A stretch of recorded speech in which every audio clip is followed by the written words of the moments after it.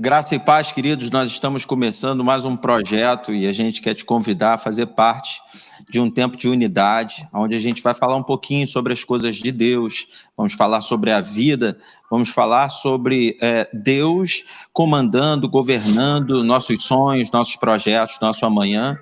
Então, nada melhor do que começarmos orando, clamando a Deus, para que Ele fale fortemente ao nosso coração, para que Ele fale ao teu coração aí, em nome de Jesus. Pedir ao Rafael, então, para começar orando. Você já está vendo o nome de todo mundo aí, mas depois da oração vou apresentar melhor cada um deles. Amém. Vamos orar então, pastor.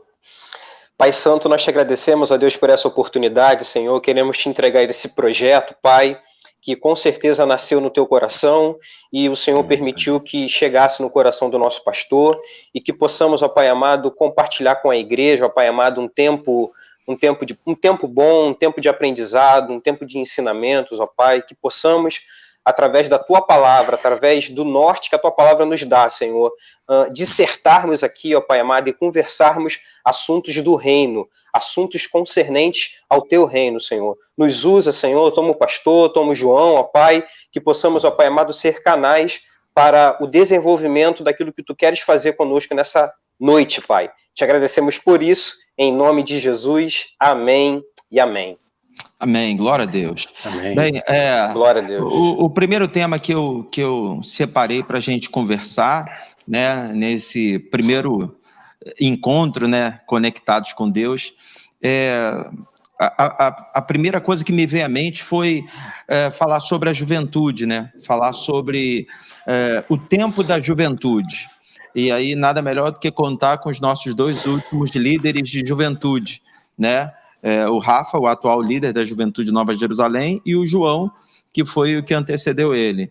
Há muitos anos atrás, eu também fiz parte desse time, fui um dos líderes de juventude da Nova Jerusalém. Mas assim, né? Numa outra década. Mas eu estava pensando, né, na carta de Paulo a Timóteo, quando ele chama a atenção de Timóteo, ele diz assim: não deixe ninguém desprezar o tempo da tua mocidade, o tempo da tua pouca idade, mas antes seja o exemplo dos fiéis na pureza, no trato e no procedimento.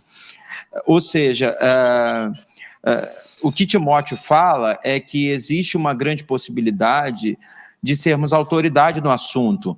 Existe uma grande possibilidade da gente ser, de fato, alguém relevante, né? Mas tem um pacote, né? Você não pode deixar ninguém te olhar de maneira te menosprezando, né? Te marginalizando, mas, ao mesmo tempo, você tem que ser o exemplo dos fiéis na pureza, no trato, no procedimento. Então, como eu disse, a ideia do tema é falar sobre juventude e principalmente sobre questão de vocação ministerial, vocação profissional. Então, eu queria começar ouvindo o João sobre o que ele pensa acerca desse tema e, sobretudo, se tem alguma receita para esse bolo, né? De como ser bem sucedido, né? Legal. Bom, cara, é um tema muito recorrente no meio dos jovens. Muito se fala sobre isso. É interessante porque eu estava conversando ontem sobre esse assunto, porque existe uma diferença entre chamado e vocação. A maioria dos jovens, muitos jovens ficam muito confusos, perdidos nisso. Cara, qual é o meu chamado? O que eu tenho que fazer? E aí, chamado e vocação são coisas diferentes, né? Na questão hermenêutica da palavra, né, tem um princípio que a gente chama de princípio de primeira menção, onde você analisa o sentido de uma passagem a partir da primeira vez que aquela palavra aparece. Então, a primeira vez que a palavra chamado aparece é em Gênesis 3, quando o homem peca e a Bíblia diz que Deus chamou o homem e falou: onde estás? Então, quando a gente fala de chamado, a gente está falando de Deus trazendo o homem para si. Quando a gente fala já de vocação, a gente já está falando do sentido contrário. Fazendo um paralelo, é como se o chamado fosse o vinde a mim, ou amar a Deus sobre todas as coisas, e a vocação ao próximo como a ti mesmo. Então, quando eu falo de vocação, eu estou falando de servir, né? De uma maneira geral. Quando eu falo de vocação, eu estou falando daquilo que Deus colocou nas minhas mãos como uma ferramenta para que eu possa servir pessoas. E aí isso envolve tudo. Isso envolve o trabalho que a gente tem na igreja, isso envolve o nosso trabalho secular. A primeira coisa que me veio à cabeça quando o senhor falou, né, de vocação e profissão, é que a vocação, ela engloba Deus em tudo que nós fazemos. Então, a primeira coisa que a gente precisa matar é o dualismo, né? Tipo, ó, eu tenho o meu ministério, isso é sagrado, e o meu trabalho é secular. Na realidade, a Bíblia fala que tudo que nós fizemos, nós temos que fazer como para o Senhor e não para homens. Então, o trabalho que nós fazemos tanto para o Senhor na casa de Deus, quanto lá fora, também precisa glorificar a Deus. Então, descobrir a nossa vocação não tem um segredo, senão conhecer a Deus, né? A nossa vocação, ela faz parte daquilo que Deus nos chamou para ser. Então, se falar da nossa identidade. E eu lembro de uma passagem em Tiago, capítulo 1, que eu acho muito interessante, que ele fala sobre o homem que pratica ou não pratica a palavra, né? Eu estou falando que a identidade, ela parte do conhecimento de Deus, e a melhor forma de conhecer a Deus é pela palavra. Em Tiago, capítulo 1, ele fala sobre o homem que não pratica a palavra. Quando ele é somente ouvinte e não praticante, ele é semelhante a um homem que viu sua imagem no espelho, mas logo que ele se vira, ele se esquece daquilo que ele viu.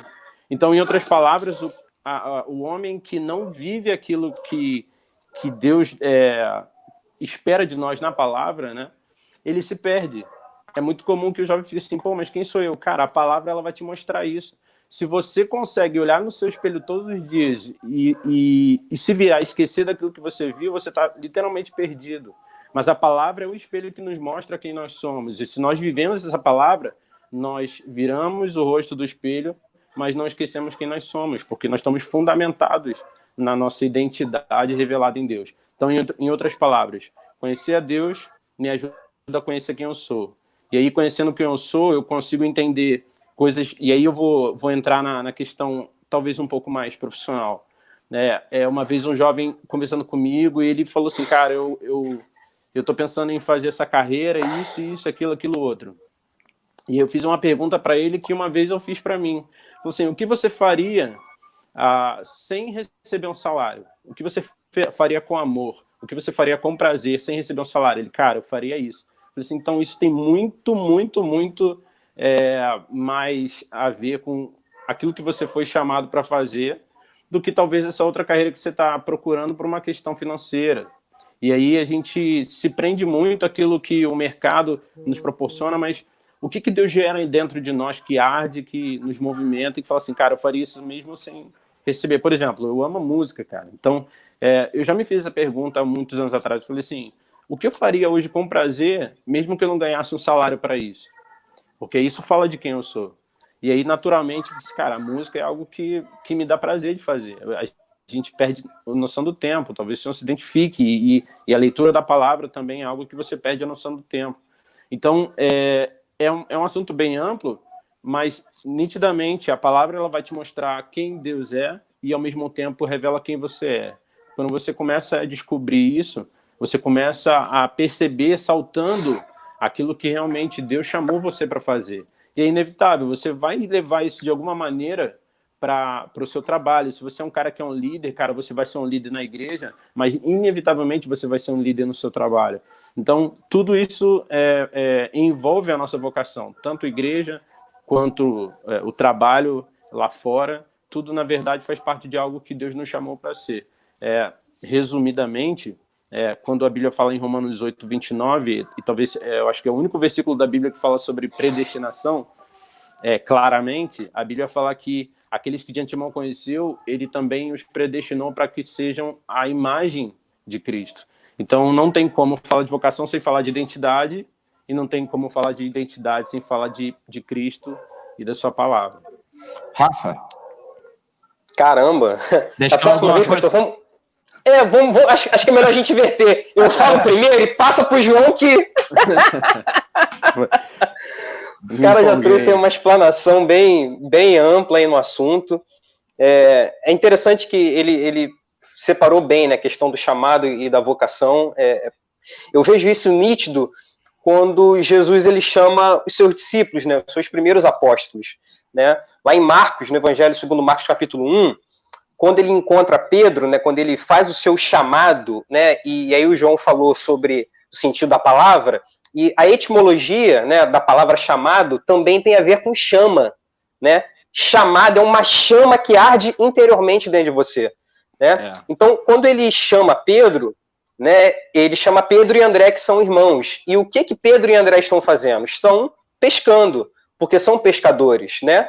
E aí a Bíblia diz que Jesus os chama, e o que Jesus fala em seguida? Jesus fala assim: vinde após mim e eu vos farei pescadores de homens, né? Então, Jesus já olhou uma aptidão natural que ele tinha, Deus já olhou já uma tendência natural que Pedro e André tinham e só potencializou isso, né? E só potencializou isso para o reino de Deus, né? Vocês pescam peixes, agora eu quero chamar vocês para pescarem homens, né? Então, aquele chamado de Jesus entrou dentro deles e eles fizeram, de repente, uma análise, um juízo de valor. Caramba, eu pensava que pescar peixes era o que há para mim. Agora ele está me chamando para pescar homens. Bom, pescar eu sei, agora homens eu não imagino como seja, né? Então, Deus chamou Pedro e André. A partir dali a gente vê Pedro lá na primeira igreja, né?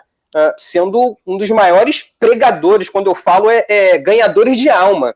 Né? Na primeira vez que Pedro prega, mais de 3.000 pessoas, né? Só homens, fora mulheres e crianças, a gente está falando aí de 10.000 pessoas na primeira vez que ele prega sem Jesus. Né? E mais à frente, em Marcos 1, ele chama Tiago e João. Né? É interessante que Tiago e João, diferente de Pedro e André que estão pescando, o que Tiago e João estão fazendo? Se vocês repararem com calma depois no texto, vai dizer que Tiago e João estavam consertando as redes. Olha que interessante, né? Então, enquanto Pedro teve um chamado para pescar homens, para ser um evangelista de multidões, um evangelista de massa, João não. O chamado de João era de consertar as brechas, né? E a gente vê muito bem, a gente vê muito nítido isso quando João escreve a sua primeira epístola. A primeira epístola que João escreve é uma epístola que ele vai consertando ali aquelas brechas que tinham, né, no primeiro século, na primeira igreja, por conta das heresias que estavam surgindo. Né? A gente vê João, uma vez eu conversei sobre isso com o pastor, não sei se você vai lembrar, pastor. A gente estava conversando aquela vez lá na hamburgueria, né? O senhor falou que Pedro e João estavam subindo junto ao templo, né? E a gente vê ali na narrativa, Pedro está falando o tempo todo. Lembra disso, pastor? Sim, lembro. Então, quer dizer, Pedro o tempo todo está falando, né? Tipo, João é o mais novo, Pedro dos discípulos, dos 12, Pedro era o mais velho, existia uma hierarquia, né? Um respeito à hierarquia naquele tempo, coisa que às vezes hoje a gente tem perdido muito isso, né? Então, naquele tempo, pelo fato de Pedro ser o mais velho, João parou para ouvir. A gente não vê João falando nada com o coxo ali na porta do templo. Pedro, o tempo todo ali é o protagonista. E eu vejo João ali aprendendo, ouvindo Pedro. Caramba, pô, é assim que eu tenho que fazer? É assim que eu tenho que agir? Eu vejo João ali como um discípulo mais novo, aprendendo. Né? E a gente vai ver João lá na sua primeira epístola, né, escrevendo, né, aparando as arestas, como se ele estivesse consertando as redes. Né? Tipo, Pedro ganha várias pessoas. Né? Pedro prega e mais de 10.000 pessoas aceitam a Jesus. Mas essas pessoas que entram, quantos estão saindo? Você entende isso, João? Entende isso, pastor? Né? Isso. Não é só ganhar a multidão, quantos estão saindo? Quantos a gente está deixando sair por essa rede? Né? Então, Jesus olhou, cara, Pedro pesca bem, ele vai pescar multidões, ele vai ser um pregador de multidões. Agora, João não. João tem um chamado para consertar as brechas, consertar a rede. Então, João ele foi usado muito nessa área, né? Para realmente potencializar ali a doutrina, né? E vale a pena a gente lembrar que consolidar, e vale a pena a gente lembrar que ali no primeiro século o Novo Testamento em si ainda não tinha sido formado, né? A gente vai ver aí o estabelecimento do cânon, né? O cânon é uma palavra grega, né? Que vem de cana, que vem de regra, né? Então, o cânon judaico, para estabelecer, para chancelar os livros do Novo Testamento, ele só foi chancelado lá por volta do ano 300. Né? Então, ali no primeiro século, existiam muitas heresias, né? Mas João foi chamado por Deus ali para consertar aquelas brechas ali que tinham. Então, eu acho que é basicamente isso. Deus olha uma aptidão natural que a gente tem, né? E potencializa isso para o reino, entendeu? Eu acho bacana, é lógico que no nosso evangeliquez, né, é normal a gente misturar as palavras e aí a gente acaba confundindo a questão da vocação com o chamado, mas na fala do João Vitor, é bacana a gente conseguir dar esse destaque até para a gente poder caminhar aqui na nossa conversa. Então, assim, chamado é para todos, o chamado foi para João e foi para Pedro, né? Agora, a vocação, ela é individual, né? Eu faço o mesmo chamado para João e para Pedro, mas eu os vocaciono de maneiras diferentes, né? E aí um outro destaque, uma outra coisa bacana, né? E aí tem a ver com o que João falou, também com o que o Rafa falou, já relacionado a Pedro, é que quando Jesus pergunta, né, o que estão falando a seu respeito, o que o povo fala a meu respeito e tal, e aí Pedro é o único que alcança a revelação e diz, tu és o Cristo, o Filho do Deus vivo. E aí Jesus diz para ele, não foi nem a carne nem o sangue que te revelaram, mas meu Pai que está nos céus, também te digo que tu és Pedro. Ou seja, a partir do conhecimento de quem Deus é, Pedro acaba descobrindo quem ele era, né? Então, assim, a vocação, ela está ligada no conhecimento de Deus também, né? Agora, também está ligado na aptidão, porque se você conserta a rede, então é nessa área que você vai caminhar. E é super importante isso, porque se hoje a gente tem... já falei isso diversas vezes, se hoje a gente tem, sei lá, 50 mil convertidos, isso, lógico, é muito mais do que isso, mas eu estou, né, só para a gente ter um número, né? Mas se a gente tem 50 mil convertidos, a gente tem 60 mil desviados. Então, se a gente precisa muito de Pedro para ganhar algo, a gente precisa muito de João para não deixar as pessoas saírem. E isso também, isso faz a gente entender que quando a vocação ela é genuína, ela vai ser especial, não tem essa bobeira de que, eu não canto, então fulano ele é mais importante porque ele canta, eu não prego, mas aí fulano é mais importante porque ele prega. Não, todos nós somos importantes nessa grande engrenagem, desde que a gente descubra de fato qual é a nossa vocação. Todos nós já alcançamos o chamado, que a gente descubra qual é a nossa vocação.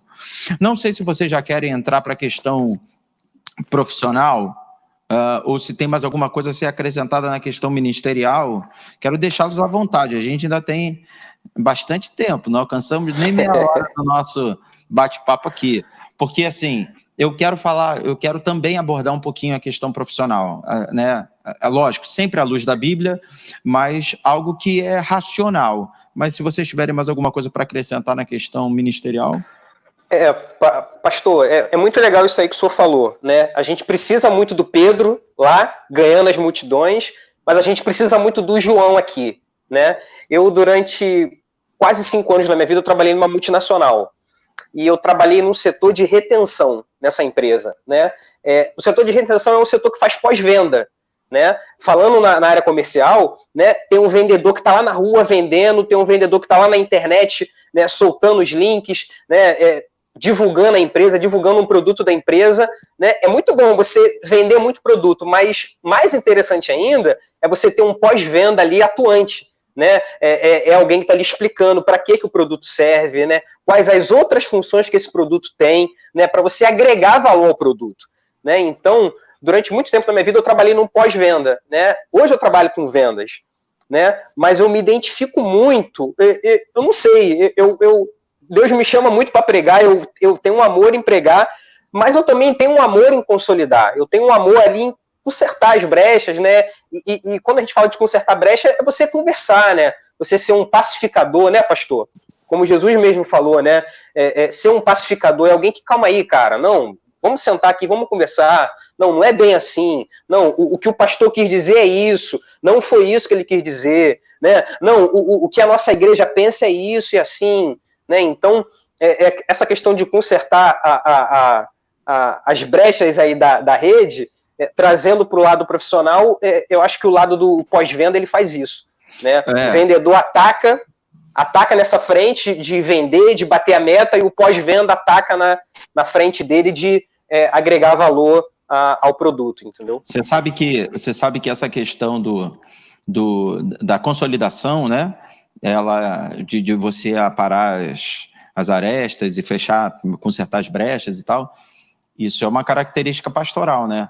Quando a gente começa a perceber isso na nossa vida, né, é porque o Espírito Santo já tem nos dado, né, um apontamento.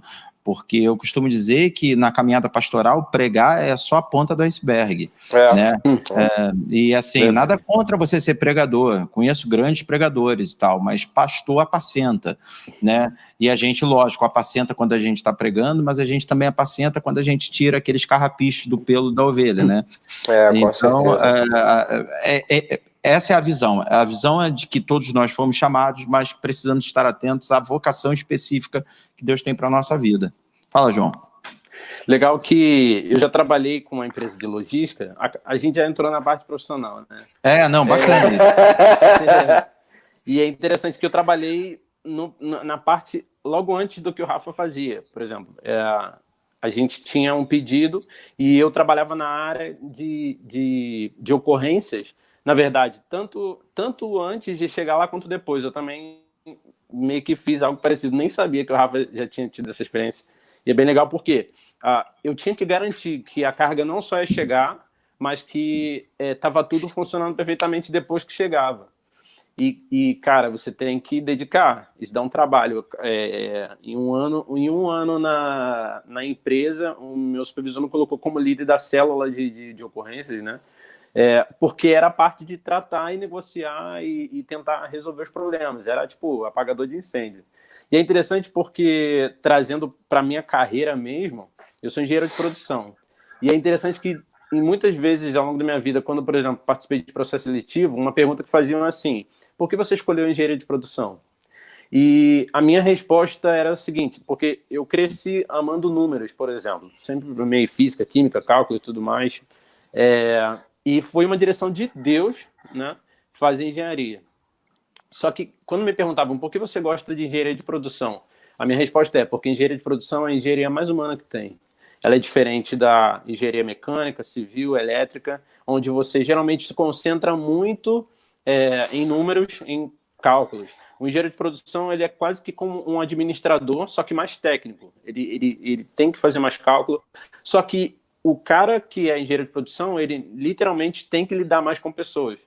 Então, quando eu fui orar e pedir uma direção, Deus usou inclusive a irmã Sandra, né, que é irmã da pastora Ana Bruno, e ela falou para mim assim: Deus me mostrou duas coisas para você: dar aulas de matemática ou uma engenharia que eu não sei se existe. Ela falou exatamente isso.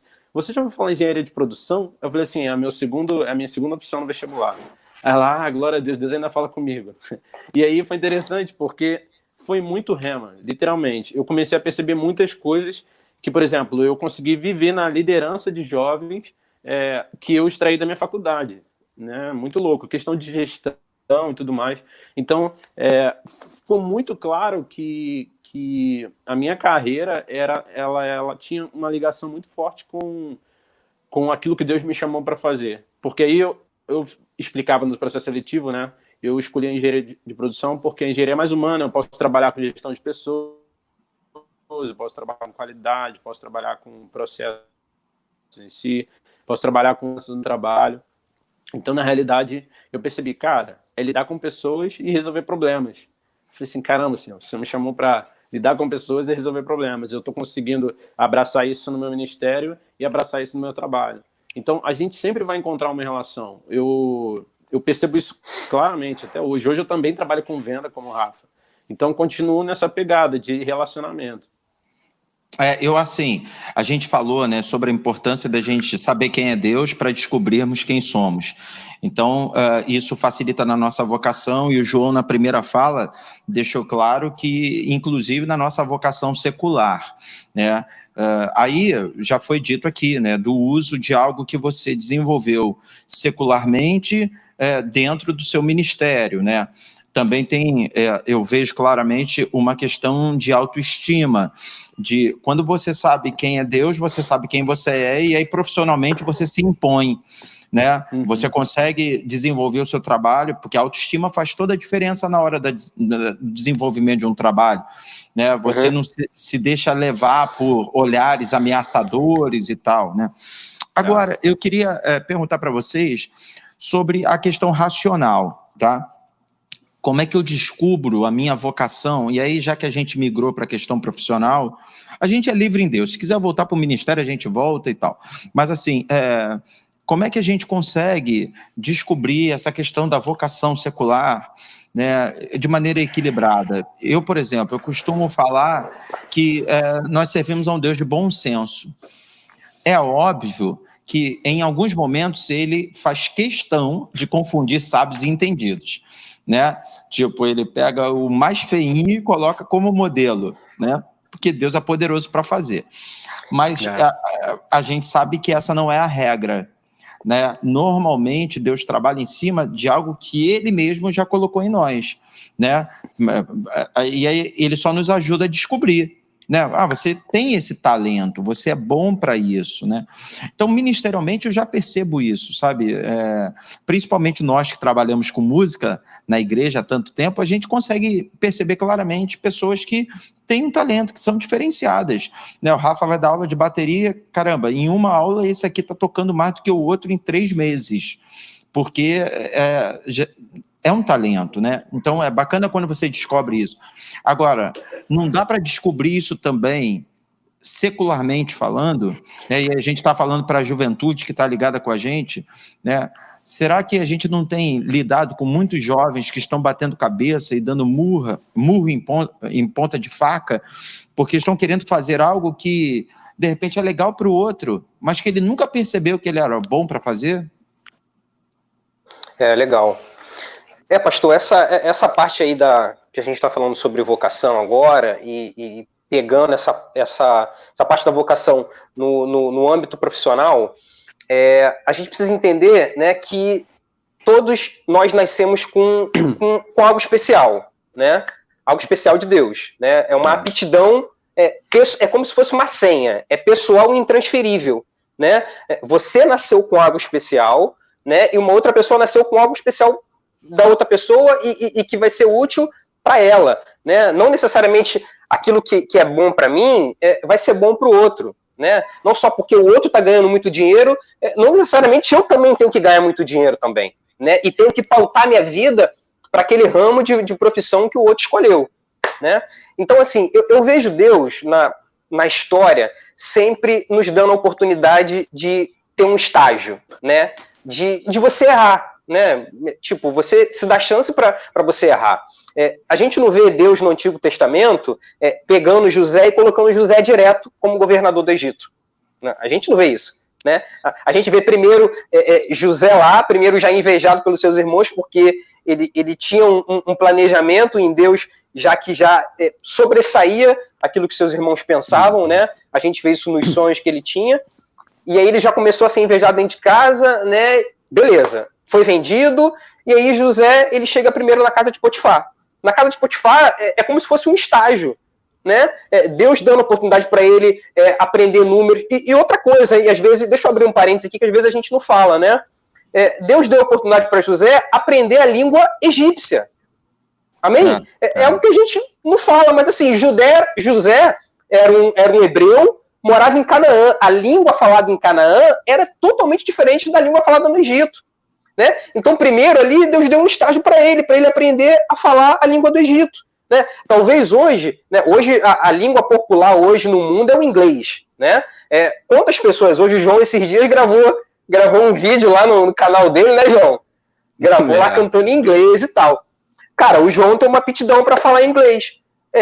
Eu já não tenho essa aptidão, né? Então, assim, entre Deus mandar um missionário lá para os Estados Unidos, entre Deus mandar um missionário lá para a Europa, mas para esse missionário ir para esse lugar, né? Uma das premissas é saber inglês. Quem é que Deus vai levar? Eu ou vai levar o João?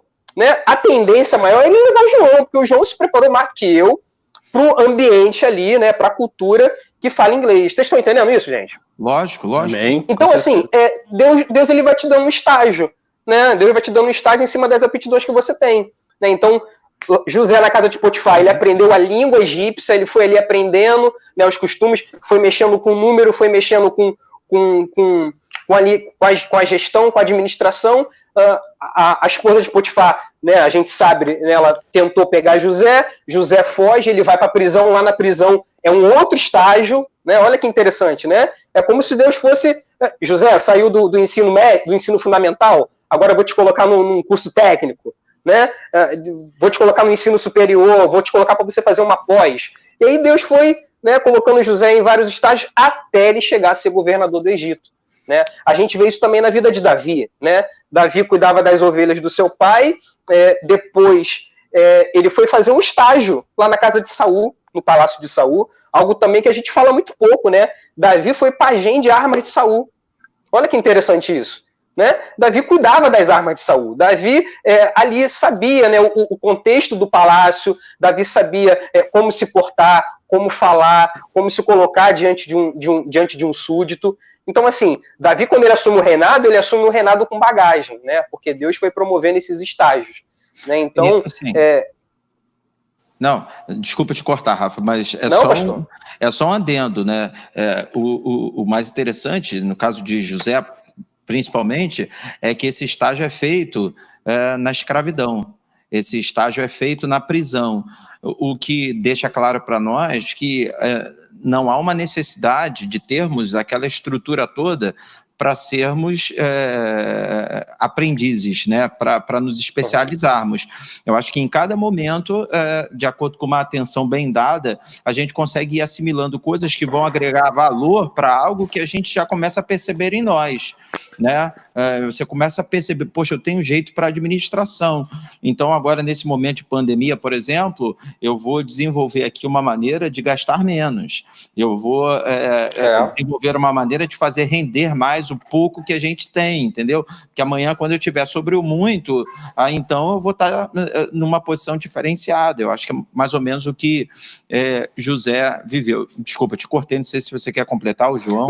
Não, é isso aí, pastor, é essa a ideia. Esse que é o legal dessa troca, né? A gente começa aqui um assunto e o senhor vai pegando aí, o João também com certeza tem algo a acrescentar. O Rafa falou duas coisas que me chamam muita atenção sobre o José, é que ele é interessante, esse é um ponto, acho que é importante da gente citar, é o seguinte, muitas vezes você pensa assim, cara, no que eu sou bom? E aí José tinha duas características muito importantes que levaram a ele a viver tudo que ele tinha. Primeiro, ele tinha um dom, literalmente, um dom de Deus de interpretação de sonhos, né? Mas ele tinha um dom de gestão incrível. Às vezes você pensa assim, não, tem que ser bom numa coisa. Não, você pode ser bom em duas coisas, e essas coisas ainda assim se complementarem, por mais que elas sejam diferentes. Então, o que levou José até o palácio foi o fato de ele ter interpretado o sonho do padeiro e do copeiro.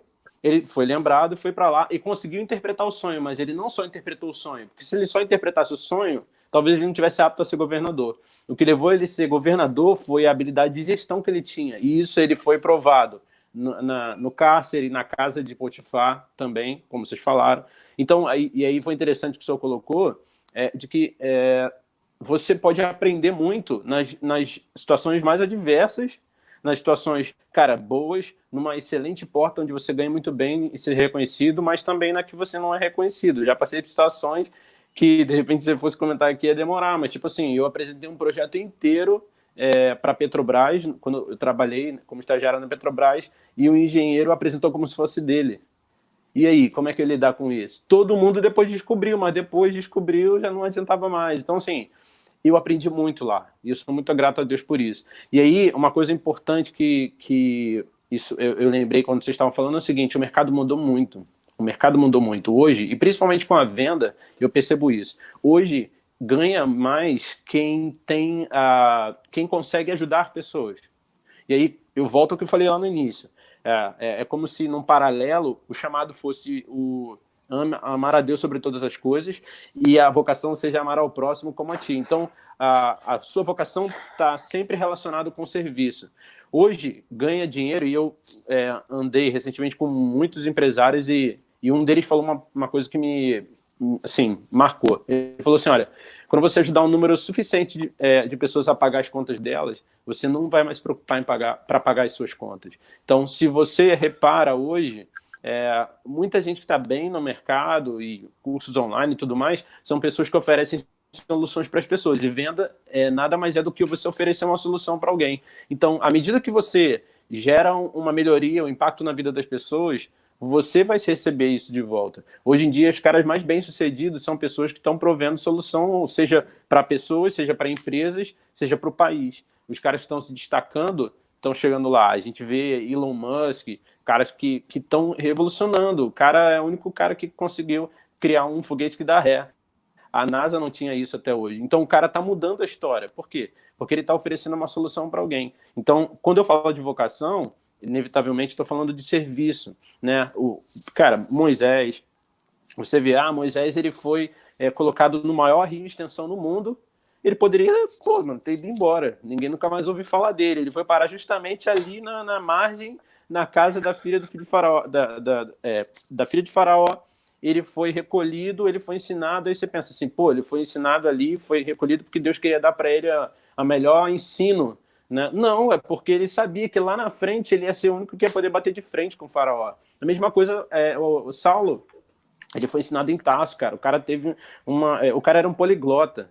Então, por que era isso? Era para ele ser um cara que tinha um currículo muito bom? Não, é porque ele ia estar de frente para as autoridades. Então, tudo aquilo que Deus construiu ao longo da sua vida tem muito a ver com aquilo que você vai fazer por muita gente, porque o impacto do ensino de Moisés, por exemplo, foi sobre uma nação. O impacto do ensino de Paulo, o impacto foi sobre, nações, a Ásia, quase toda. Então a gente vê que tudo aquilo que tem a ver com a nossa vocação, seja trabalhando lá fora ou aqui dentro, sempre vai servir pessoas. E o mercado hoje está vendo quem ajuda mais, tem mais. Fala, Rafa. João, o que o João falou aí de Moisés é interessante, né? O tempo que Deus deixou ele lá na casa de Faraó, né, aprendendo com Faraó, os primeiros 40 anos da vida de Moisés foi lá aprendendo, né? Então, quer dizer, ele aprendeu na melhor escola na melhor escola da época, né? Aprendeu a língua da época, aprendeu a escrever, aprendeu tudo. E quem foi usado por Deus para escrever os 5 primeiros livros da Bíblia? Né? Cara, ele teve todo o ensino, ele teve toda a capacidade, né, para escrever. E aí Deus foi revelando para ele o Pentateuco no deserto. Né? Ele foi escrevendo ali andando. Ok, nas revelações, a palavra de Deus ela é inspirada por Deus, mas ela foi inspirada, ele foi escrevendo andando no deserto. Né? Entre um dia e outro, entre uma inspiração e outra, ele ia escrevendo. Né? Então, quer dizer, Deus deixou ele lá 40 anos na melhor escola para quê? Para que um dia ele pudesse escrever a Torá. Né? E até hoje Moisés ele é venerado pelos judeus. Né? Eu acho que Fala, João, fala primeiro. Só um adendo. O Rafa vai saber melhor. Se eu não me engano, capítulo 20 de Atos, o apóstolo Paulo chega no momento que ele fala assim, peraí, vocês falam grego? O cara ele estava pronto para falar no idioma que eles quisessem para resolver a situação. E exatamente. Aí, o que o senhor falou, quando ele falou, né, que José aprendeu o idioma, uma coisa que eu tenho ouvido, falado muito também, é que não existe sorte. O que muita gente chama de sorte é o encontro da oportunidade com o preparo. Você estava preparado quando a oportunidade veio. Entendeu? Eu quero fechar com uma coisa que eu ia falar, acabei esquecendo. Eu conversando com jovens sobre isso, sobre vocação, eu perguntei para ele assim, cara, você é bom em algumas coisas, mas o que as pessoas fazem as pessoas lembrar de você? Quando ela pensa nisso, fulano, esse cara pode me ajudar nisso. Pensa nisso, talvez seja aquilo que você realmente precisa investir, porque você pode gostar de muitas coisas, mas a única coisa que faz as pessoas sempre lembrarem de você é isso, o cara teve um estalo. Sabe? Então, as coisas vão sendo moldadas por Deus e, cara, uma hora você vai começar a entender isso. Você é relevante para alguém nisso, então isso é importante. Deus chamou para fazer isso. Eu acho que a gente estar atento ao que está acontecendo à nossa volta, a cada instante, mesmo no momento da escassez ou até mesmo no momento de abundância, faz toda a diferença no amanhã. Né? Você vê que José ele foi um dos maiores administradores de toda a história, né? Lembrado por todo mundo, mas a Bíblia nos mostra que, enquanto escravo, né, ele também desenvolveu essa questão administrativa, porque aí o Rafa falou, né, que a mulher de Potifar tenta, né, fazê-lo cair, e ele diz assim, o meu senhor me deu tudo aqui da sua casa para administrar, menos a senhora. Entendeu? Ou seja, você vê ali que, primeiro, ele já era um administrador nato, não só porque o Senhor deixou tudo na mão dele, mas, sobretudo, porque era um homem de confiança. Porque o que o Senhor não deixou na mão dele, o que Potifar não deixou na mão dele, ele não tocou, entendeu? Então, isso vai fazer a diferença no amanhã. Agora, eu queria chamar a atenção de vocês para uma outra questão, uma outra ótica que, enquanto vocês falavam, me veio à mente também. Entendo, de fato, né, sobre essa coisa da necessidade de encontrar a oportunidade, quer dizer, perdão, da oferta, né, a gente ter aquilo que as pessoas necessitam, então não é uma questão... Oferta e procura. Eu estou preparado para responder a tua demanda e tal, entendo isso, entendo essa questão toda que a gente discutiu bem, de ficar atento ao que está acontecendo, porque amanhã depois eu vou usar todas essas ferramentas e tal, como José. Agora, tem um outro elemento que me parece ser muito importante, mas quero ouvir os universitários, que é a disposição, entende? Vamos lá, será que só a aptidão, será que só o entendimento daquilo que somos bons, né, no que somos bons, resolve? Será que a disposição não é um elemento fundamental? Eu, por exemplo, defendo a tese de que minha disposição tem que ser compatível com a minha pretensão, ou eu prefiro até na ordem contrária, minha pretensão tem que ser compatível com a minha disposição. Eu prego sobre aquela experiência vivida por Eliseu, que para alimentar uma multidão pega uma panela grande, porque uma coisa tem que estar conectada com a outra. Mas eu quero ouvir vocês.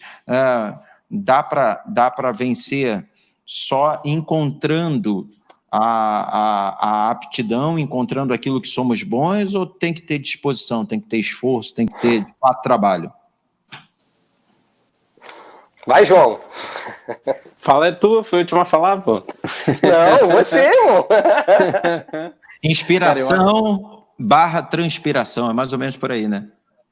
Eu acho muito necessário a gente entender que, por exemplo, pegando o meu exemplo, né? Hoje eu ministro lá na igreja, louvor, eu canto. Durante muito tempo, eu sempre tive, assim, sempre, depois de algum tempo de caminhada, até a experiência para me sentir seguro em cantar. Mas eu percebi que eu falei assim, cara, eu preciso dar um próximo passo, se eu quiser fazer algo mais sério, digamos assim. Então eu comecei a estudar música, eu comecei a estudar canto, eu comecei a ajustar muitas coisas que eu vinha fazendo. Por quê? Porque, de fato, não é só, não, pô, legal, eu canto. E aí, o que eu vou fazer com isso? Cara, então eu vou investir nisso, de alguma maneira, investir mesmo. Investir do bolso, que eu digo, né? E tô investindo tempo, tô me dedicando. Por quê? Porque você precisa alcançar um nível de excelência. Como você falou, ele tem que ter uma compatibilidade com aquilo que você quer. É interessante que quando o profeta ele fala com a viúva, fala assim, olha, você precisa de recurso agora, então faz o seguinte, você vai bater na casa dos seus vizinhos e você vai pegar vasilhas. Não poucas. E o não poucas não é um número. Quem vai determinar é você. Ela podia amontoar vasilha na casa inteira. Eu não tenho ideia de quantas ela pegou, mas o nível de óleo que ela gostaria de receber tinha que ser compatível, no mínimo, com o nível de vasilhas que ela conseguir. Lógico, o network nessa hora faz muita diferença, né? Aí voltamos um pouco para a questão profissional, mas em tudo, inclusive no Ministério Networking, ou a comunhão, ou como a gente queira falar, ela vai fazer toda a diferença. Mas até, inclusive, para você administrar essa questão do seu networking, do seu relacionamento, isso precisa de uma disposição. Você precisa estar aberto a chegar, não, mas eu sou tímido. Cara, beleza, mas o que você quer? Você precisa passar por cima da sua timidez? Então, cai dentro. Você precisa conhecer pessoas? Cara, fala com as pessoas, seja cara de pau.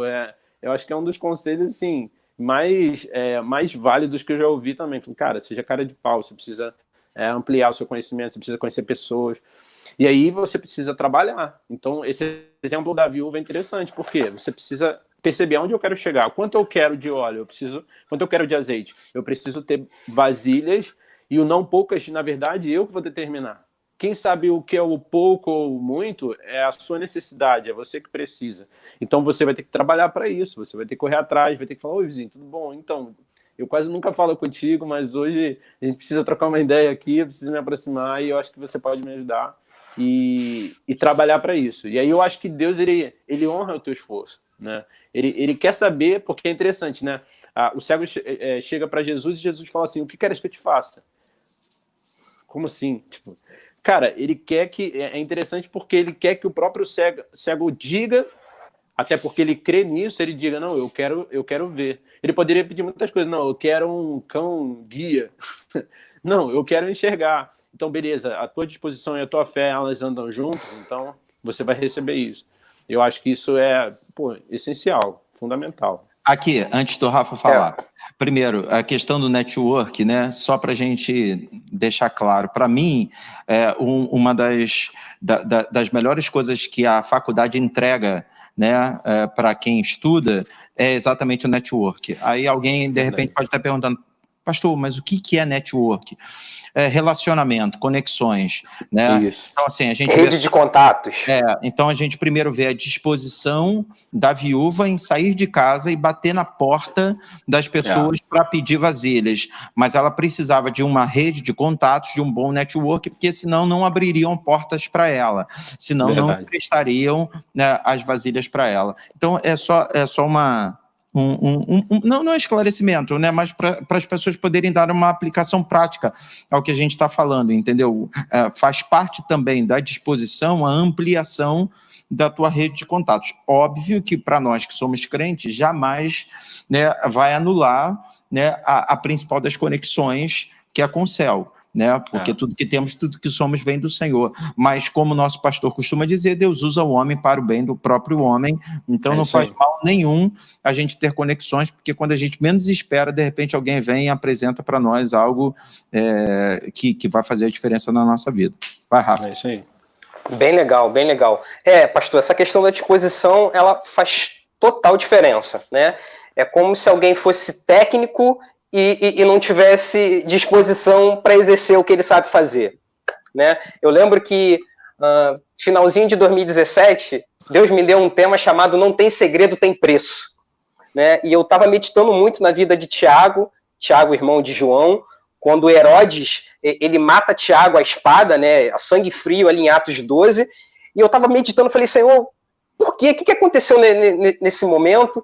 E aí eu comecei a estudar, né, sobre a vida de Herodes, né, e aí eu entendi que aquele Herodes ali de Atos 12 é diferente do Herodes que matou João Batista e que é diferente do Herodes que mandou matar as crianças lá em Belém, né? Então eu entendi que o Herodes é um título, não é um nome, né? Então primeiro foi o Herodes o Grande, depois foi o Herodes Antipas e lá em Atos 12 é o Herodes Agripa, né? E aí ele vai e mata a espada Tiago, e eu fiquei meditando, falei, Senhor, por quê? O que aconteceu? O que aconteceu? Aí Deus me fez lembrar do 3º ano de Jesus, né? A gente sabe que o chamado de Jesus, ele se desenvolveu em 3 anos, né? Ele começou com 30 anos de idade e morreu com 33 para 34 anos. O primeiro ano do chamado de Jesus foi um ano lindo, né? Um ano de caramba, é uma novidade, né? Caraca, ele cura, caramba, ele liberta. Pô, o primeiro ano de Jesus foi um ano lindo, né? Primeiro ano de ministério. O segundo ano, já começou os fariseus, caramba, pô, qual é desse cara aí? Ele vai tirar o nosso lugar e tal, né? Foi um ano ali, né? Que ele tinha uma grande popularidade a seu favor, mas ele tinha ali aqueles caras, né, os fariseus, né? Que eram os donos do templo, que começaram a ir contra o ministério de Jesus. E o 3º ano do ministério de Jesus foi um 3º ano, assim, bem turbulento, né? E aí, quando Jesus ele está indo para Jerusalém para ser morto, né, em Jerusalém, quando ele está subindo para lá, a Bíblia diz que Tiago e João, eles falam, Jesus, olha só, quando você chegar na sua glória, permita-me que eu sente à tua direita e o meu irmão sente à esquerda, né?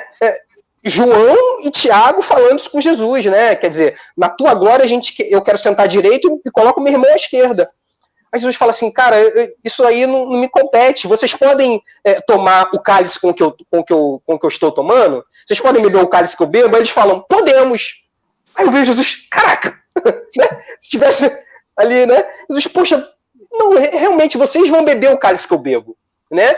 E a gente sabe que João, ele suportou, né, tudo aquilo que ele viveu lá na ilha de Patmos, né, para ele escrever depois o Apocalipse, ele suportou a tortura lá na ilha de Patmos, e a gente vê Tiago suportando ali e não sucumbindo à pressão de Herodes. Ele preferiu morrer, né, preferiu falar a verdade e morrer ali tomando o cálice que Jesus tomou. Então, eu vejo essa disposição, né? Talvez ali, Jesus ele poderia chamar um fariseu, na verdade, para ser um dos 12. Jesus poderia chamar alguém bem mais técnico, né, pastor? Jesus poderia ir lá em Jerusalém, calma aí, são 12, então eu vou escolher 12 técnicos, eu vou escolher 12 peritos, né? Vou escolher 12, quem são os melhores fariseus aqui? Deixa eu escolher os melhores. Mas não, Jesus, ele faz algo na contramão. Né? Ele não vai numa faculdade, né? E volto a dizer, nada contra quem faz uma faculdade, nada contra quem está fazendo uma pós-graduação, quem está fazendo mestrado, nada contra. Agora, se a tua técnica não estiver junta, né, atrelada à tua disposição, irmão, não vai dar certo. Né? Então Jesus ele foi lá buscar os caras que estavam dispostos mesmo a se arriscar sua cabeça para desenvolver o evangelho. Entendeu? Eu acho que a disposição é algo que faz a diferença em relação a onde a gente consegue chegar, né? João estava falando do Bartimeu, do cego de Jericó, né? Realmente é uma pergunta assustadora. O que queres que eu te faça? Pô, todo mundo está sabendo que ele é cego, pô, ele quer ver. Mas Jesus só pergunta isso para ele porque Jesus vê nele disposição para gritar cada vez mais alto quando mandavam ele calar a boca. Jesus dá a ele o bônus, o privilégio de ouvir essa pergunta: o que você quer que eu te faça? Eu vi em você essa disposição que mexeu comigo. Aí a gente vai citar também a menina que sofria 12 anos com fluxo de sangue, que entrou na cidade sem pedir licença para ninguém e tocou na orla das vestes do Senhor, e tantos outros que foram abençoados porque demonstraram muita disposição, né, para alcançar aquilo que gostariam em Deus. E trazendo também para o lado profissional, nós vemos que, humanamente falando, Jesus também ele nunca usou do seu poder para cortar caminho. Nunca. Ele sempre trilhou um caminho que seria o do esforço, né? Começar pelo berço, né? Ele poderia nascer num berço muito melhor, mas ele fez questão de nascer num berço, né, popular, né? Digamos assim, eu vou nascer num lugar onde 90% da população nasce, né? Para vocês entenderem que não é uma questão de privilégio, eu vou fazer das palavras do Rafa as minhas, né? Tem um preço, não adianta, né? Então, vamos caminhar. Você sabe que uma das experiências mais lindas que eu tive ao visitar Israel foi no Rio Jordão, porque toda vez que a gente vai a Israel, a gente é levado para uma parte do Rio Jordão que existe uma infraestrutura para receber os turistas. Tem um vestiário para você trocar de roupa e colocar a roupa de batismo, tem uma loja enorme e tal, que vende vários souvenirs lá e tal. Tem uma estrutura muito grande, tem corrimão para você descer, né, as escadas e tal, né, para você acessar o Rio Jordão. Só que ali não foi o lugar onde Jesus se batizou. E aí, conversando com a guia, isso a primeira vez que eu fui e tal, ela falou, olha, foi na outra ponta, já chegando no Mar Morto. E aí, quando fala chegando no Mar Morto, já é assustador, porque o Mar Morto é a parte mais baixa da Terra. É um lugar quente, você tem uma dificuldade enorme de respirar, né? E o mar em si, né, é tão salgado que nem bactéria sobrevive. O fato é que eu pedi a ela levou a gente até esse lugar, e para você chegar, você vem numa estrada, né? Imagina, tipo assim, Joá, sabe? Aqui no Rio de Janeiro é alguma coisa do Joá, esqueci, fugiu, elevado, não? Elevado Joá, lá em São Conrado? Isso, que você está numa estrada e você vê o mar, né, do seu lado e tal. Então você vem numa estrada e tal, de repente você começa a ver o mar e tal, mas antes de chegar nessa parte bonita, você na estrada, de repente tu vira à esquerda e tu entra deserta dentro, cara, e vai embora. Porque assim, o Mar Morto está aqui, tá? E aí o Rio Jordão ele vem cortando Israel e ele termina no Mar Morto. Então, antes de você chegar no Mar Morto, antes de você chegar nesse, né, elevado do Joá, nessa parte bonita e tal, antes disso é só estrada. Aí tu vira à esquerda, deserto. E depois de muito tempo entrando no deserto, você chega no Rio Jordão. Só que no lugar que você encontra o Rio Jordão, esse pedaço, o Rio Jordão é barrento. O Rio Jordão, ele é raso, né? Umas plantas feias e tal. É bem verdade que, assim, depois da descoberta, foi aqui, o povo rapidinho montou uma estrutura lá também, tá? Mas nem se compara à estrutura que tem no outro ponto, né? Mas o que me chamou a atenção tanto lugar para João Batista pregar, ele veio pregar aqui. E mais do que isso, tanto lugar para Jesus se batizar, ele veio se batizar aqui. Então, assim, Jesus deixou sempre claro para nós que é o seguinte, não vamos economizar esforços para alcançar aquilo que a gente quer, né? Então, se você tem um sonho, se você tem um projeto, a gente está falando aqui com jovens, senhores, senhoras e tal, se você tem um sonho, se você tem um projeto, corra atrás, coloque a cabeça para pensar, estude. Poxa, olha que bênção a internet, né? A gente tem acesso a cursos online, coisas que nossos avós, nossos pais não tiveram acesso, né? Então, hoje, o leque se abriu de uma maneira muito grande, mas é você descobrir no que você é bom, é você ser observador e aproveitar. Eu estou fazendo um resumozinho do que a gente falou, né? Olhar a sua volta, né? Mesmo no deserto, mesmo como escravo, você vai acumulando cada vez mais experiência, e é você desenvolver disposição. E aí a disposição passa pelo network, pelos relacionamentos, passa pela quantidade de vasilhas que a gente consegue juntar, passa pelo grito alto que a gente dá quando mandam a gente calar: Jesus, filho de Davi, tem misericórdia de mim. Passa por tudo isso, passa por dizer não, como o Tiago disse, para não ceder às tentações, para aguentar firme, como João, lá na ilha de Patmos, né? Que realmente Deus esclareça, né, o povo todo que está acompanhando a gente, né, e que a gente viva realmente um desabrochar, né? É como a vara de Arão, né? Que ela floresça, dando confirmação para chamados, dando, né, confirmação para vocações e tal. Então, a gente tem mais 5 minutinhos ainda. Eu queria que vocês se despedissem, falassem. Esse negócio de se despedir é meio... Mas, pastor, ficou faltando uma palavra aqui para acrescentar e tal. Eu só queria, antes de vocês falarem, dizer para vocês que estão assistindo a gente que esse projeto nasceu no meu coração esses dias. Esses dias é fogo, né? Quarentena, né? A gente come, dorme, ora. Come, dorme, ora, né? Tenho ido à igreja também, na parte da manhã, mas esses dias eu pensando, e aí nasceu esse projeto no meu coração, né? Conectados com Deus, para a gente ter esse tempo de conversa, e eu queria que você colocasse aqui embaixo a sugestão de um novo tema. Bota aí para a gente, pastor, vamos conversar sobre isso. A ideia é uma vez por semana a gente está aqui reunido com mais 2 homens ou mulheres de Deus para esclarecer dúvidas, ok? Então, vamos fazer o seguinte, foi o Rafa que orou para abrir, então vou pedir o Rafa para falar, depois o João fala, e aí já ora para a gente poder fechar essa nossa programação. Amém. Bom, quero agradecer, pastor, obrigado pela oportunidade da gente estar aqui, né, conversando e explicando um pouquinho para as pessoas, né, das coisas que Deus fez na nossa vida, né, nós não somos super-heróis, temos as nossas falhas também, né? Assim como Deus nos chamou, Deus pode te chamar também, você, meu irmão que está em casa. Deus chamou o pastor Samuel porque ele é filho do pastor Manuel. Não.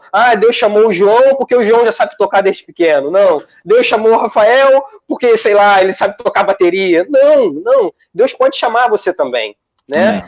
Que você, a partir dessas coisas que a gente foi conversando aqui ao longo aí da ministração, você possa entender um pouquinho, entender com a tua vocação, entender que da tua vocação Deus te chama, Deus te vocaciona para um chamado, né? Deus quer contar com você no reino dele, e que seja um tempo esclarecedor aí para as pessoas. Amém? Amém. Bom, também quero agradecer, cara, dizer que é uma honra aqui, né? O Rafa falou, né, da situação de Pedro e João. João era o mais novo, eu ficava só anotando, eu literalmente também estou aqui, sou mais novo, estou só aprendendo e tentando contribuir de alguma forma, dizer que é uma honra estar aqui com vocês. E cara, dizer que eu acho que é um tempo de crescimento, sim. Eu lembrei desse tempo, me fez lembrar da época, logo antes de eu assumir a juventude, foi o meu momento mais difícil profissionalmente e financeiramente. Né, foi um momento que eu fiquei, mais de um ano desempregado, não sabia o que fazer. Mas foi um tempo que eu mergulhei em oração, muito em oração. E logo depois eu vi, aquilo foi um preparo, porque logo depois o pastor falou assim, não, vem, você vai liderar. E então acho que, da mesma maneira, Deus está dando tempo para a gente construir algo no secreto, para que isso possa ser revelado em público quando tudo isso passar. Né? Então, o nosso chamado ele vai vir à tona nesses momentos de comunhão com Deus, de leitura da palavra e desse pensamento. O que eu posso agregar na vida das pessoas? Se você conseguir encontrar isso, você vai crescer tanto espiritualmente, ministerialmente, quanto profissionalmente, com certeza. Com certeza, você vai começar a fazer coisas que você ama fazer, vai ser até remunerado por isso, e vai poder mudar a vida das pessoas. Amém? Então, obrigado pela oportunidade.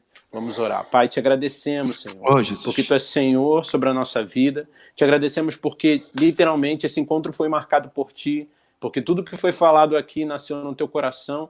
Obrigado pela vida do pastor, pela vida do Rafa. Obrigado porque o Senhor tem podido contar com os Teus filhos.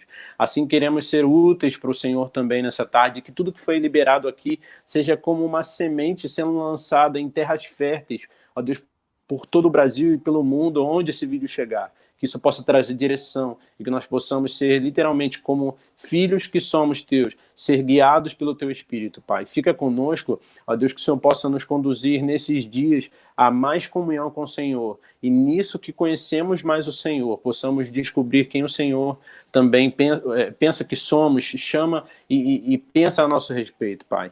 Te agradecemos por tudo e pedimos continua conosco, guarda as nossas vidas, ó Pai, de toda contaminação. E que tenhamos dias incríveis no secreto com o Senhor. Obrigado, Pai. Te louvamos e te agradecemos por tudo, em nome de Jesus. Amém e amém. Amém. Amém. Muito obrigado, Rafa. Muito obrigado, João. Quero falar para você que está acompanhando até agora a gente. Sexta-feira que vem, 8 horas, a gente está voltando com mais um tema, com outros convidados. Compartilha com muita gente aí. Deixa o like. Isso, me ajuda aí, eu não entendo disso. Se inscreva no canal. Deixa o like no vídeo aí. Por favor, tem um sininho aí do lado, você aciona o sininho e tal. Que Deus abençoe. Então, sexta-feira que vem, de novo, a gente está aqui conectados com o Senhor, conectados com a palavra, conectados com Deus. Deus abençoe a todos.